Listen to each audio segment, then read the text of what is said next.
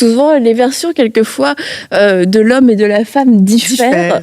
Alors, on aimerait avoir cette vraie version, que ça puisse nous inspirer.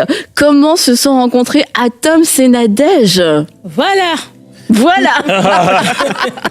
Chacun a vécu cette expérience dans son angle de vue.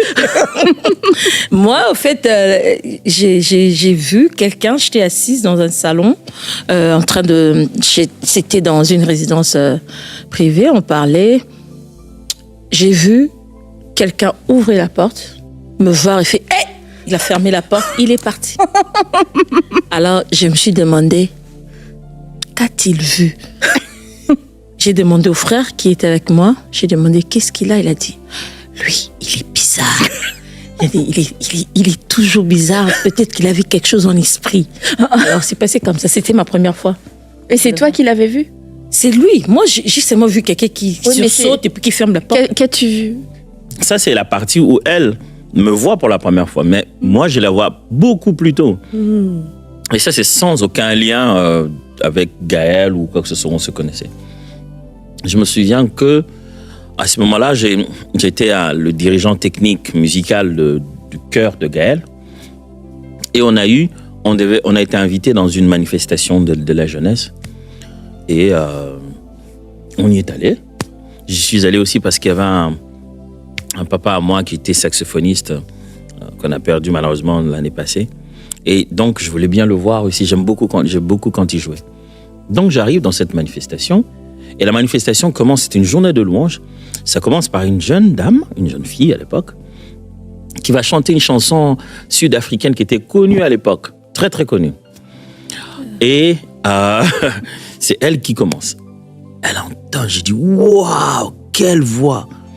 Elle entonne, elle chante ça, la chorale rebond. Donc, j'ai dit, wow! Et puis bon, on finit la soirée, on fait le reste de la journée. Tu sais, c'est les gens des filles que tu vois, tu dis tout de bien d'elle, mais tu sais en même temps qu'elle est hors de portée. Tu vois, tu t'imagines pas que tu t'es dit, bon, c'est un peu comme voir une star à la télé, tu vois, tu te dis, elle est belle, mais c'est pas pour moi, quoi. Ouais. C'est-à-dire, c'est pas possible, je peux même pas oser. T'es en dehors de ta ligue. Absolument en dehors de ma ligue. Je me dis, c'est un autre sport. Je me suis dit, ok, bon voilà. Je n'ai jamais imaginé plus tard. En fait, c'est même elle était déjà devenue dans Gaël. C'est plus tard que je me suis rendu compte que la fille que j'avais vue ce jour-là, c'était elle. C'est là que je me suis rendu compte que, oh, donc je l'avais vue pour la première fois à cet endroit-là. C'est ça, et c'est pour ça que tu as eu cette réaction en ouvrant la porte? Non, mais quand j'ai sursauté, ça c'était autre chose. Ah, autre chose. Je n'avais même pas encore de lien ce jour-là. Parce que tu sais, moi j'essaie d'essayer de me souvenir le plus longtemps que possible la première fois que je l'ai vue. Et la première fois que je l'ai vue, c'était à cette manifestation dont je parlais ici. Mais ce jour-là, nous étions dans une retraite, dans cette résidence du fait Papa Alain Moloto pour le groupe Adore l'Éternel. On priait, on était en retraite, donc on restait là-bas carrément. Et depuis un moment, on priait pour que Dieu nous donne quelqu'un qui comblerait une voix dont on manquait une personne pour chanter. Moi, je ne savais même pas que les recrutements, quoi que ce soit, avaient commencé ou on cherchait des gens. Mais à la veille, ce matin-là, pendant que je priais, j'ai eu une vision. J'ai vu quelqu'un et Dieu nous disait qu'il nous a donné cette personne pour vraiment être une bénédiction. La chose que l'on cherchait, on l'aurait à travers cette personne. C'était vraiment l'exaucement de Dieu. Et c'est quand je priais seul en plus. Et donc, j'étais dans la chambre tout le reste de la journée. Et elle est déjà arrivée, ils ont déjà fait les rencontres, ils sont au salon, tu vois. Et puis moi, depuis tout ce temps, je ne suis pas sorti. Donc j'arrive, j'ouvre le salon parce qu'on prie au salon. J'ouvre le salon, je la vois. Je crois qu'il y avait le frère Francis, un de ses amis avant. Et il était là, je vois. J'ai réagi, donc j'ai l'impression... En fait, c'est trop beau pour être vrai. C'est-à-dire que c'est la personne que j'avais vraiment vue. Je fais une réaction. Je ferme la porte et je m'en vais. Mais c'était traumatisant pour moi. C'est sûr que là, on se dit pas, plus tard, ils vont se marier. Hein, non, c'est pas comme ça que commence une histoire de mariage, pas du tout. Mais alors là, j'ai fait cette réaction. En fait, c'était trop fort pour moi d'être en face de la personne telle que je l'ai vue, tu vois. Je me dis, wow. Et donc, je sais pas comment réagir, je ferme la porte, je m'en vais. D'abord, je n'étais pas invité au salon, c'était pas mes business, c'est autre chose se faisait là. Et je m'en vais avec cette réaction là en me disant, waouh, c'est vraiment pour de vrai, quoi. C'est vraiment cette personne existe, tu vois. C'est vraiment plus tard que je vais entendre sa voix. Je l'ai même pas encore entendu chanter là. Mais j'ai juste vu qu'elle était vraie, qu'elle était réelle. C'est vraiment.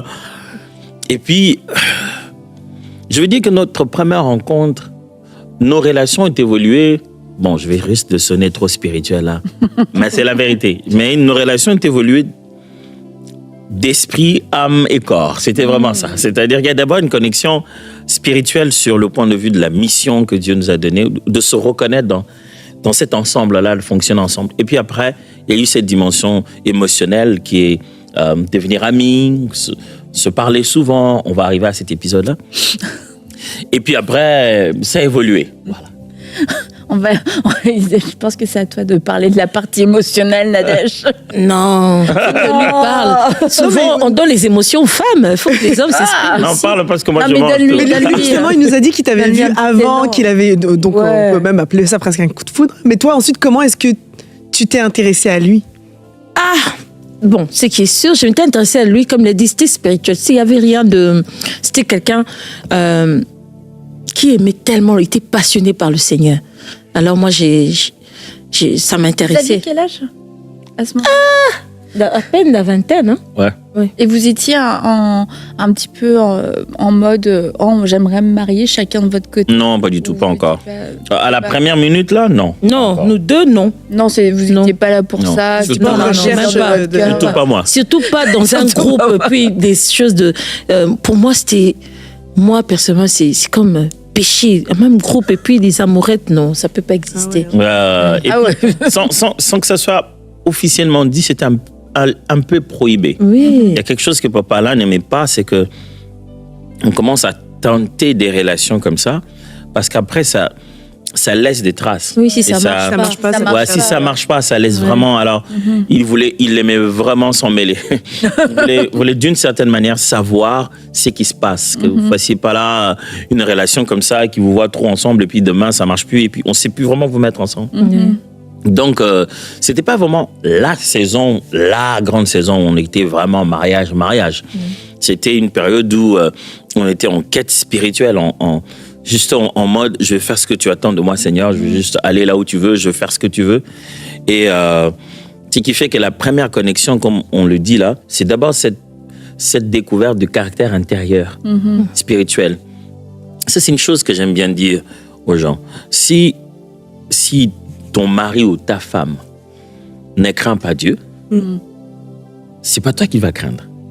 Ouais, c'est-à-dire, je pense que la meilleure façon, le bon mari, la bonne femme, c'est celui qui a déjà cette autorité supérieure qui dépasse la tienne, qui t'aime, qui est à côté de toi, qui fait tout ce qu'il fait, pas juste parce qu'il t'aime trop et que t'es trop belle ou trop beau, mais parce que il veut plaire à Dieu. Sa relation avec toi transcende les simples émotions que vous avez. Il y a une crainte de Dieu à l'intérieur. Il y a une autorité supérieure dans votre ménage. Et le fait que nous nous ressentions attirés l'un à l'autre à cause de notre passion pour le Seigneur, ça, je pense que c'est l'un des socles de notre mariage et de notre vie. C'est le fait que on est dans cette affaire comme l'accomplissement d'un projet divin. On s'aime, bien sûr, mais c'est aussi on aime Dieu qui nous conduit dans tout ça. Tu vois, cet amour de Dieu.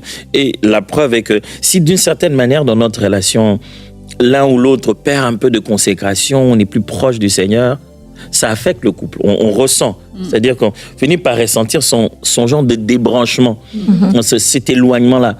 Et c'est très bon. C'est pourquoi, quand je vois des gens bâtir des relations de mariage demain après demain dans un cadre ecclésiastique, ils se sont rencontrés à l'église, j'ai dit, c'est super, c'est un bon cadre.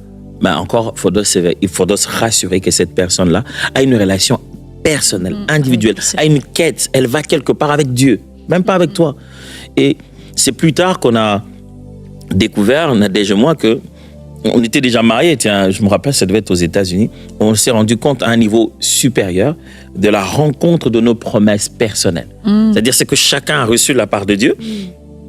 Et on vit ça simultanément, on s'est dit, moi aussi j'avais une telle promesse, moi aussi Dieu m'avait dit ça, moi aussi. Et on le vivait ensemble. Et ce jour-là, on s'est dit, et si on avait 2 promesses différentes? Et le moment d'accomplissement est arrivé maintenant. C'est ça. Il est possible que des personnes veulent se marier, mais leurs promesses ont déjà divorcé. Du coup, ça aurait été bien d'en parler avant, non? Oui, ça fait partie des conversations. Cette promesse-là en particulier, on n'a pas trop parlé de ça, mais le moment où ça s'est accompli, on était en train de se dire, waouh, c'est à ce point que Dieu nous voulait ensemble. Au point qu'il a dit individuellement à chacun qu'à un moment donné, vous serez à cet endroit. Et l'année, le moment où cela arrive, on est simultanément, nous deux, au même endroit, dans la même promesse, sans que moi, dans ma promesse, il y ait eu elle, et sans qu'elle, dans sa promesse, il y ait eu moi, tu vois. Il faut m'occuper de temps en temps, je viens des Teach. C'est comme ça. C'est la même attitude qu'à Teach. Et vu comment t'es, on peut voir un petit peu, est-ce que t'étais en mode observation de la sœur, un peu de loin, tu voyais comment elle interagissait avec les autres, comment elle réagissait dans des situations? Est-ce que t'avais une observation un peu plus profonde, un peu plus attentionnée? Nadia, j'ai intéressé à la réponse de cette question. On est curieux de Oh savoir. non, mais toi aussi, regarde. Alors, oui, je vais dire oui, parce que déjà, c'était d'une certaine manière de ma responsabilité des leaders en charge justement de la vie spirituelle. J'étais un peu l'aumônier du groupe à ce moment-là. Donc, prendre soin de chacun comme une brebis, prier pour les uns les autres, observer. Et je suis naturellement un observateur, donc j'observais. Mais je n'observais pas en vue de connaître la sœur pour moi. C'est juste que l'observation, la façon de voir quelle est sa personnalité. Et je me souviens toujours que dans le groupe, quand Nadège se fâchait ou elle n'était pas d'accord sur quelque chose, même Papa Alain, qui était notre dirigeant, qui était pas comme un père à nous tous, il venait me voir et dit, mais va un peu la voir parce que André ne va pas bien. Donc c'est moi qui allais, commencer à savoir, elle passait du temps, elle me parlait, tu vois. Donc j'avais ce réflexe-là naturel de comprendre ce qu'elle aime pas. Et la bonne chose que dans ces conversations, des fois, elle me parlait des garçons qui la courtisaient, qu'elle voulait pas, qu'elle était énervée. Ce n'est pas que intentionnellement je prenais des notes en me disant, ah tiens, le jour où ça deviendra ton tour, c'est pas ça, tu vois. Mais seulement le jour où c'est devenu mon tour, donné toutes les informations. j'ai utilisé la base de données.